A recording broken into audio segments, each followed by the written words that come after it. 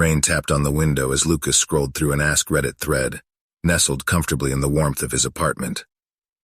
It was a familiar routine for him, sinking hours into deep Reddit dives, looking for intriguing anecdotes or secrets. But that night, as he skimmed through comments, one hidden due to excessive downvotes caught his eye. Intrigued, he clicked on the comment. What met his gaze was baffling. A seemingly random assortment of numbers, symbols, and characters. Probably just someone trying to troll, he muttered to himself. But as he was about to move on, his computer froze, the symbols on the screen shimmering oddly. Suddenly, an audio clip began to play. It was a chant, a deep, sonorous voice intoning words in an ancient, unfamiliar dialect. The hair on the back of Lucas's neck stood on end. He tried to close the browser, shut down the computer, anything to stop the haunting sound, but to no avail. As the chant concluded, an oppressive cold gripped his room, condensation forming rapidly on the windows. Lucas's breath appeared as mist in front of him. Heart racing, he turned slowly, feeling an inexplicable dread. A dark figure stood in the dim corner of his room. Its form was indistinct, like a shadow solidifying, but its eyes, they glowed, a luminescent yellow, peering intently at Lucas.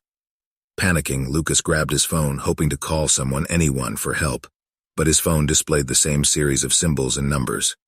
In the background, he could faintly hear the chanting, now emanating from every electronic device in his apartment.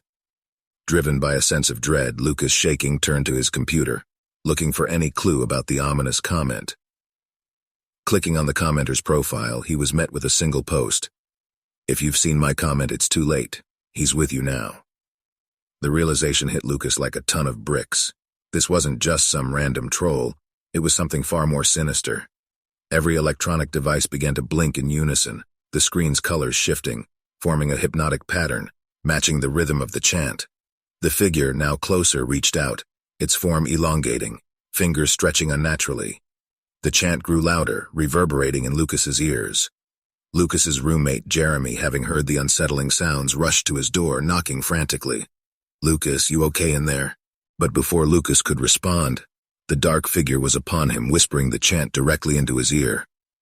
Every syllable was laden with an ancient malevolence, the weight of eons pressing down on him. The world blinked out. Darkness reigned. When Jeremy managed to break into the room after a tense struggle with the locked door, he found it cold, windows frosted as if in the depths of winter. Every electronic device was black, lifeless. But Lucas was gone. On his computer screen, amidst the scattered papers and overturned chair, a single Reddit post was left open, a draft awaiting submission. Jeremy, his heart pounding, read the title. "If you're reading this, please help. I've seen a comment, and now he's with me too." A chilling sensation crawled up Jeremy's spine, and he felt an unseen presence in the room. The computer blinked, revealing a series of symbols and numbers, and then, from the depth of the room, the beginning of a chant echoed, a whisper growing steadily louder. Jeremy's instincts screamed at him to flee, to abandon everything and just run. But as he turned towards the door, it slammed shut with an unnatural force. The chilling chant grew louder, filling every corner of the room, making the air thick and almost impossible to breathe. Panicking, he tried to pry the door open, but it wouldn't budge. Every electronic device began to spring to life, even those that were previously dead or unplugged. The screens glowed in eerie blue, displaying the same series of symbols and numbers. It was as if the entire room had turned against him. With his back pressed against the door, Jeremy glanced at Lucas's computer screen, hoping to find a way out. Maybe Lucas had left a clue, something that might help him. Instead, the only post on the screen now read, "Join us, join us, join us," repeated endlessly. The temperature in the room plummeted further, frost creeping along the walls. Jeremy could see his breath in front of him, each exhalation turning into a tiny cloud. In the corner, the same shadowy figure that had taken Lucas began to materialize. Its eyes, those hauntingly glowing orbs, fixated on Jeremy. With each step it took, the chant became more pronounced, the words more distinct. "Rethora des Yalu Mekor," the entity whispered, its voice a combination of hundreds, all speaking in a terrible unison. Recognizing the phrase from the audio clip, Jeremy felt a horrifying realization settle in. The chant wasn't just words, it was a summons, a ritual to bridge the gap between worlds. And now, having heard it, he was the next target. Summoning every ounce of courage, Jeremy tried a desperate plea. What do you want? The figure paused, tilting its head. For a moment, the room was silent except for the whirring of the devices. Then, in a voice that sounded ancient and torn from the depths of time, it responded, "To be seen, to be known." A memory flashed through Jeremy's mind, an old legend he had read about entities trapped between worlds, searching for conduits to our realm. They existed only in whispers, forgotten footnotes in occult books. But if the legend was to be believed, once they marked someone, there was no escape. The entity lunged at Jeremy, fingers elongated and reaching. Jeremy, in a last-ditch effort, grabbed Lucas's laptop and hurled it at the figure. There was a brilliant flash of light, a deafening scream, and then silence. But Jeremy wasn't safe. In the center of the room where the figure had stood was now a swirling vortex of darkness, a void that seemed to pull everything towards it. The furniture, the electronics, even the very air was being drawn in. Unable to resist its pull, Jeremy felt himself being dragged closer, his feet lifting off the ground. He scrabbled at the floor, trying to find purchase, but it was futile. The last thing he saw before being consumed by the vortex was the Ask Reddit page on Lucas's computer. The comment, hidden due to downvotes, sat innocently in the middle of the screen. But now it bore a new addition. 2 usernames, Lucas and Jeremy, followed by the same haunting chant. The vortex collapsed in on itself, leaving the room in eerie silence. Everything was back in its place, the electronic devices now dormant. It was as if nothing had happened. The only trace of the night's events was a single open Reddit post. If you're reading this, it's too late. They are here and they are waiting. Alex, an avid gamer, stumbled across a mysterious online server while browsing late one night. The Isolation Zone, it read. No description, no active users, yet its allure was undeniable. Something about it whispered secrets and forgotten tales. Keen for a fresh adventure, Alex logged in. The game environment was unlike any he'd ever seen. A vast open wilderness shrouded in perpetual dusk, where shadows danced and winds whispered secrets. What struck him most, however, was the absolute silence. No ambient music, no sound effects. Just pure, unnerving quiet. As Alex wandered the barren landscape, he spotted a dilapidated town in the distance. Decrepit buildings loomed out of the gloom, their structures twisted and leaning at odd angles. In the game chat, he typed, "Hello, anyone here?" A lone reply appeared. "Stay away, turn back." It was from a user named Elena. Curious, Alex replied, "Who are you? What is this place?" There was a pause, then, "This server isn't what it seems. Leave while you can." Alex chuckled. Probably someone trying to enhance the game's eerie atmosphere. Not willing to be easily scared off, he ventured deeper into the town. Suddenly, a digital notification buzzed. A new user, Owen, had logged in. Alex reached out, "Hey Owen, this place seems abandoned. Any idea what we're supposed to do here?" Owen's response sent chills down Alex's spine. "I didn't log in. I've been trying to log out for days." Confused, Alex shot back, "What do you mean? Just exit the game." "It's not that simple," Owen typed, his character appearing beside Alex's in the game. "Every time I try to leave, I wake up right back here in this town." "He's right," Elena chimed in, her character emerging from one of the twisted buildings. "We're trapped. This server isolates its players, one by one." Alex felt unease creeping in. It had to be a prank. Maybe they were recording his reactions for some YouTube channel. "All right, good one, you almost had me," he typed, trying to sound unfazed. "This isn't a joke," Owen replied. "You need to find the exit portal. It's the only way out." "Portal? What portal?" Alex typed frantically. "It changes locations," Elena explained. "Last I heard, it was in the mines below the town. But be warned, the deeper you go, the more entities you'll encounter." Entities? Alex was torn between intrigue and fear. Opting for caution, he decided to play along for now. Guided by Owen and Elena, Alex made his way to the mines. The entrance loomed before them like the maw of some ancient beast. It was here that Alex heard it, a faint sobbing echoing from the depths, a sound filled with hopelessness and despair. Inside, the mines were a labyrinth of tunnels. Owen and Elena led the way, their familiarity with the environment evident. As they ventured deeper, the sobbing grew louder, joined by hushed whispers and distant screams. In one cavern, Alex spotted shadowy figures, their movements glitched and erratic. As they neared, he recognized them as game avatars, standing still, their faces blank. They were the isolated players, trapped and lifeless, lost to the server forever. The trio finally reached the heart of the mine where a glowing portal pulsated. Relief washed over Alex, but it was short-lived. Out of the shadows, a massive entity emerged. Its form was constantly shifting, composed of thousands of faces, each screaming in silent agony. This was the heart of the server, the force keeping them captive. "You cannot leave," it boomed, its voice a blend of every trapped player's. Elena and Owen charged at it, weapons drawn. "Go, Alex, jump through the portal," Elena screamed. Alex hesitated for a split second, then made a dash for the portal. Behind him, he heard the anguished cries of Owen and Elena as they were consumed by the entity. Taking a leap of faith, he plunged into the portal. He awoke with a start, drenched in sweat.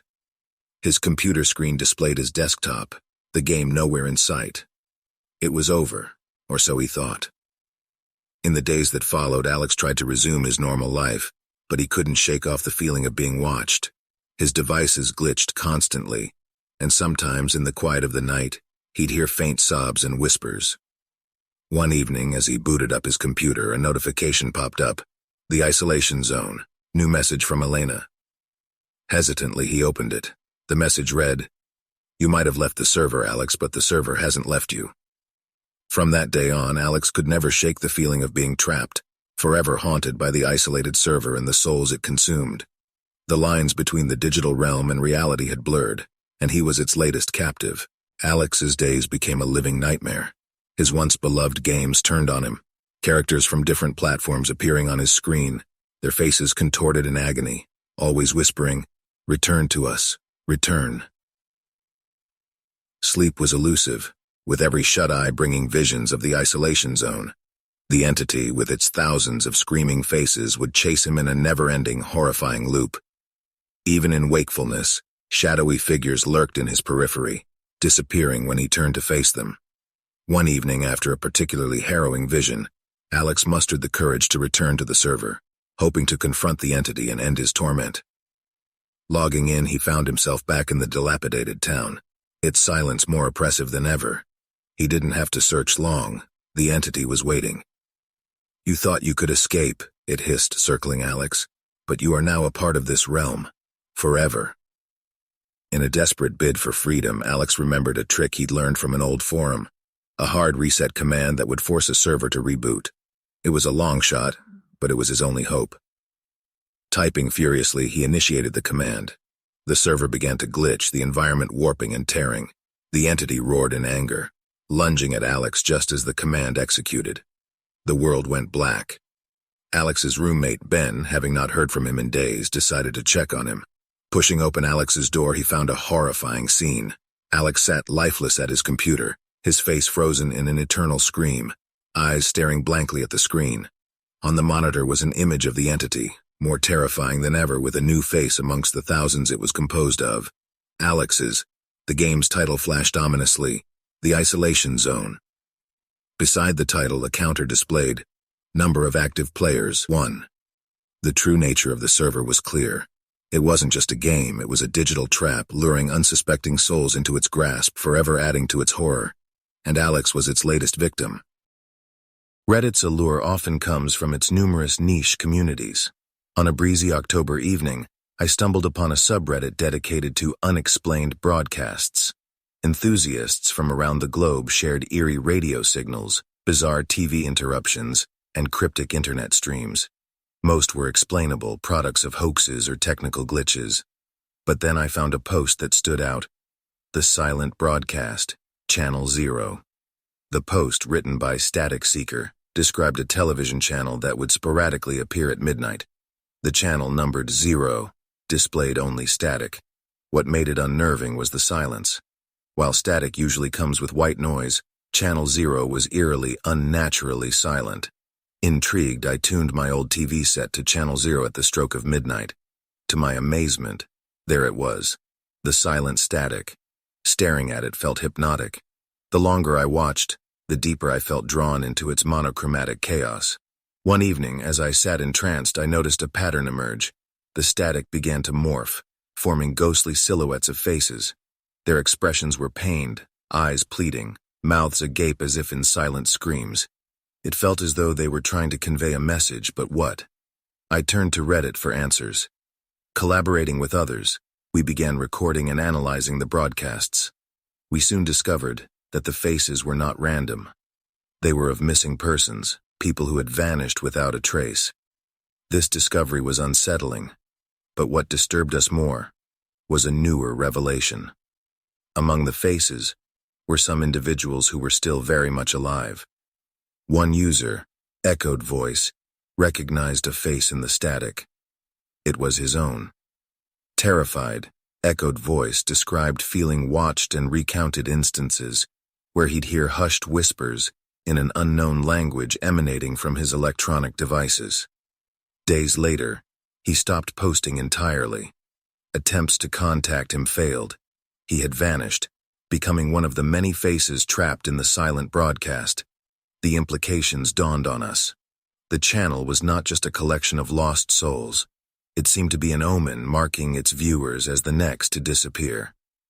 With every ounce of courage, I decided to watch the channel one last time. The silent static greeted me, and as the minutes ticked by, the dreaded faces began to form. My heart raced, my palms sweated. And then, I saw it. My face, distorted by the static, eyes wide with terror. The room grew cold and the silence of the broadcast became oppressive, choking. I felt unseen hands grip me, pulling me towards the screen. In a desperate bid, I unplugged the television. The silence was broken, replaced by the ambient noises of the night. But the damage was done. Now I too hear the whispers, sense the unseen watchers. My time is limited. I tried to go about my daily life, but the constant sensation of being watched was stifling. Everywhere I went, I felt eyes on me, an unseen force always a step behind. My electronic devices seemed to mock me. My phone would occasionally dial random numbers on its own. My computer would freeze and my radio would switch to static out of the blue. The message was evident. They were closing in. In a desperate bid for answers, I dove deeper into the rabbit hole, tracking down the original post's creator, Static Seeker. After a series of encrypted emails, we arranged to meet at a remote cafe. Static Seeker, a wiry man with dark circles under his eyes, looked like he hadn't slept in weeks. His first words sent shivers down my spine. "They've marked you too." He spoke of ancient frequencies, of forbidden wavelengths that were never meant to be tapped into. Channel 0 was one of them, a channel that operated on an ethereal level, connecting our world with another. Those who tuned in became tagged, marked for abduction into that other realm. "They're collectors," he whispered. "Collectors of souls, if you will. They are attracted to curiosity, to those who seek the unknown." When I asked him why he hadn't been taken, he simply held up an old, worn-out amulet. "Family heirloom," he murmured. "Keeps them at bay, but only just." He told me of a ritual, a last-ditch effort to break free from their grasp. It involved broadcasting my own message on Channel 0, a plea to be released. The catch? It had to be done at the source of the channel's frequency. With Static Seeker's guidance, we tracked the source to an old, dilapidated radio tower atop a hill, long thought to be abandoned. As we climbed the hill, the whispers grew louder, the air around us palpably tense. Reaching the tower, we set up our equipment, ready to broadcast my plea. But before we could start, they came for us. Shadowy figures, mere outlines, yet exuding an oppressive energy. Panicking, I began the broadcast, pouring every ounce of emotion into my plea, my desire to be free. Static Seeker chanted an old incantation alongside, holding his amulet aloft. As the figures approached, the air around us became charged, causing every hair on our bodies to stand on end. Despite our efforts to initiate the broadcast, the equipment malfunctioned, sparks flying in every direction. Static Seeker, looking more frantic by the second, held up his amulet, shouting the incantation louder. But as the figures drew closer, the amulet's light began to dim. "It's not working," he screamed over the din of malfunctioning equipment. One of the shadowy entities reached out, its form shifting and warping like a liquid shadow. The touch was ice-cold, paralyzing. Before I could react, it wrapped around Static Seeker, pulling him into its formless mass. His screams echoed in the night, quickly muffled and then silenced altogether. I tried to run, but they were everywhere. The air grew dense, making it difficult to breathe. In my peripheral vision, I saw the silent faces from the broadcast. They seemed to be reaching out, not in malice but in pity. I realized with chilling clarity that they were the previous victims, forever trapped trying to warn others of their impending doom. The shadows converged on me, and the world went dark. The last thing I remember was the overpowering silence. The next day, the hill with the radio tower was found scorched and blackened, as if struck by a powerful force. Among the charred remains, investigators discovered 2 burnt pieces of an unknown metal, possibly remnants of an amulet. Nearby lay a camcorder, its footage corrupted by static, save for a few frames showing horrified faces eternally trapped in silence. No trace of Static Seeker or me was ever found. But those who venture close to the hill at night claim they hear faint whispers, a blend of numerous voices crying out in anguish and warning. On Reddit, the tale of the silent broadcast became legend. The subreddit Unexplained Broadcasts was archived, but a new post occasionally surfaces warning users of Channel Zero, telling tales of 2 seekers who ventured too close and paid the ultimate price, the only testament to our ill-fated journey. Reddit, the sprawling digital cosmos of shared experiences and tales, was my nightly haunt. I'd found solace in the subreddit dedicated to confessions. There's something humbling about reading other people's raw, unfiltered secrets, but nothing could prepare me for the post titled "I Can See Tomorrow's News Today." The post was written by Future Seer 12, a name I'd never encountered before. It described an eerie glitch in their computer that displayed news articles a day ahead of their official release. Skeptical but intrigued, I commented, challenging them to predict tomorrow's headlines. Waking up the next day, I was dumbfounded. Every prediction from Future Seer 12 was on point. A newfound respect for this user burgeoned within me, and over the weeks we established a rapport. It became our little game. They'd share tomorrow's news, and I'd read them come to life the next day.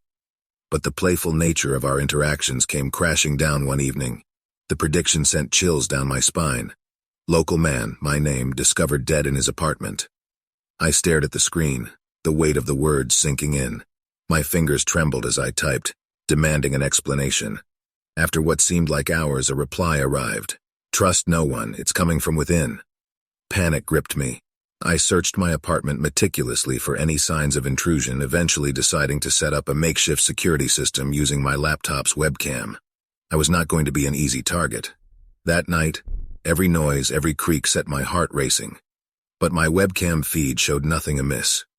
As dawn approached and my fear began to wane, a notification popped up on my screen. It was a message from Future Seer 12, but this time it was a video file. Hesitantly, I opened it. It was a live stream of me, from behind, watching my own live feed. The revelation was gut-wrenching. Future Seer 12 was in my apartment. Before I could react, I felt a cold hand grip my shoulder, the icy chill of dread piercing through me. The screen went black, but the last words typed out will forever be etched in my memory. Sometimes the future cannot be changed, only witnessed. The next morning, the news outlets carried the story just as predicted. But no one knew of the twisted game that had led to the grim finale, save for the readers of that cursed confession post. Future Seer 12's account was deleted, leaving behind just a digital trail of the horrors foreseen and executed. As the news spread through the community, Reddit was thrown into chaos. Users scrambled to figure out who Future Seer 12 was, but every lead turned into a dead end. Posts flooded in with theories, stories of encounters, and pleas to ban the account. However, every user who attempted to track down Future Seer 12 found themselves ensnared in inexplicable mishaps. Future Seer 12 messaged me, one user posted. They told me I was going to get into a car accident tomorrow. Laughed it off until I woke up to find my car totaled in my driveway. No sign of another vehicle. Another user shared a more chilling account. Future Seer 12 predicted my cat would go missing. I kept her indoors, all windows and doors locked. Yet the next day she was gone, only her collar remained. With each testimony, it became clear that Future Seer 12 wasn't just predicting the future. They seemed to be orchestrating it. But as quickly as the pandemonium began, it stopped. Weeks turned into months, and Future Seer 12's activity diminished. Perhaps they had grown bored, or their sinister game had reached its conclusion. The community slowly returned to its normal rhythms, with Future Seer 12 becoming nothing more than an urban legend of the digital age. Growing up, my parents told me tales of the hidden messages of the world, crop circles, ancient hieroglyphs, and constellations. They believed in an interconnected world where ancient civilizations conversed with beings from below, the underbelly of our planet. I dismissed these stories as mere tales to put me to sleep, until that fateful day. I was a regular Reddit user, browsing through a forum dedicated to unsolved mysteries when a post titled "The Grand Canyon's Hidden Message" caught my eye. It was posted by a user named DeepDiver47. They'd attached a photo of a rarely trodden part of the canyon, showcasing an inscription carved onto the rock. This wasn't any modern-day graffiti. It looked ancient and deliberate. Eagerly, I joined the online sleuths attempting to decipher it, but my expertise in ancient linguistics meant I recognized some of the symbols. As days turned into nights, I began piecing together the message like an ominous jigsaw puzzle coming to life, but it wasn't just the deciphering that consumed me. Strange events began unfolding. Whispers would graze my ears when I was alone in my apartment, in a dialect that matched the inscription. One evening, as the sun cast long shadows in my room, my TV switched on by itself. The screen displayed the Grand Canyon and those inscriptions glowing eerily. Driven by a mix of dread and determination, I booked a trip to the Grand Canyon. Armed with equipment, I trekked down to the exact coordinates mentioned by DeepDiver47. It was more magnificent up close, the inscriptions etched deep, almost as if they were made with tools not of this world.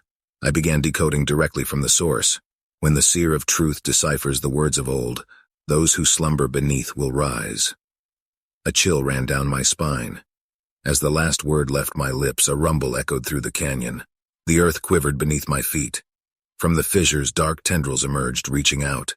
My heart raced as I realized what I had done. These were not mere tales. I had awakened something ancient, something that was meant to remain hidden. The whispers grew louder, a cacophony of voices chanting the inscription in a haunting melody. I ran, but the ground cracked open, swallowing rocks and paths in its wake. I barely made it to a ledge, pulling myself up just as the dark tendrils grazed my foot. Breathless, I made my way back to civilization. But the tale doesn't end there. Every night the whispers return. I receive notifications on my Reddit account from users with names like Ancient Slumberer or Canyon Creeper, all saying the same thing: "You have set us free." Now, as I lay awake at night, I can hear the ground rumble slightly, a constant reminder of the forces below, waiting for their moment. The message from the Grand Canyon was a warning, one I foolishly ignored. In my quest for knowledge, I had unwittingly become the harbinger of our doom. The realization was soul-crushing. The weight of what I had unleashed pressed heavily on my conscience. Sleep eluded me, and every time I closed my eyes, visions of dark tendrils reaching out from the abyss haunted my dreams. Desperation drove me to the depths of the internet, searching for a way to contain what I had set free. In a hidden corner of a forum dedicated to ancient rituals, I found a thread. The title sent shivers down my spine: "Sealing the Unsealed, Rituals to Contain the Awakened." It was authored by someone named Keeper-O-Fold. The ritual, though elaborate, seemed to provide a way to reverse the effects of reading out the ancient inscription.